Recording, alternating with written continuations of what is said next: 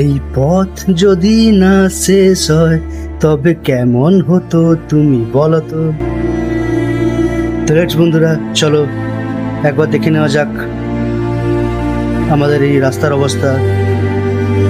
রাস্তার মাঝখানে আশেপাশে কিভাবে জল জমা হয়ে আছে, মানুষজন ভালোভাবে যাতায়াত করতে পারছে না, যানবাহন চলাচল করতেও প্রচুর অসুবিধা হয়।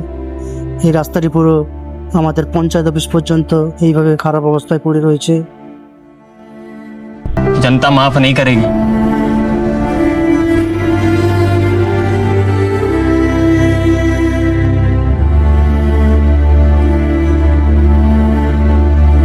वाह दीदी, नहीं नहीं दीदी वाह दीदी, दीदी दीदी।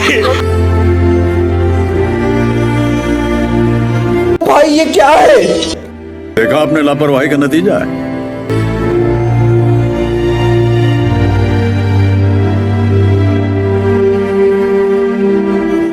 दुख का खत्म नहीं होता बे। মাননীয় গ্রাম প্রধানের কাছে আমাদের আবেদন, নইপুর হইতে ছায়া পর্যন্ত পাকা রাস্তাটি সারাই করে জনগণের যাতায়াতের সুব্যবস্থা করুন।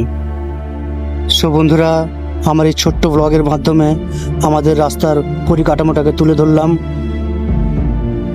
আশা করি মাননীয় প্রধান মহাশয় দ্রুততার সঙ্গে কাজ করবেন এবং আমাদেরকে একটা সুন্দর রাস্তা প্রদান করবেন।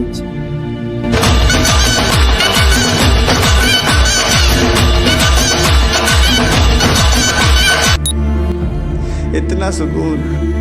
তো বন্ধুরা, এই প্রথমে এরকম একটা ভিডিও করলাম। ভালো লাগলে প্রচুর শেয়ার করবেন যাতে সাধারণ মানুষের কাছে পৌঁছায়।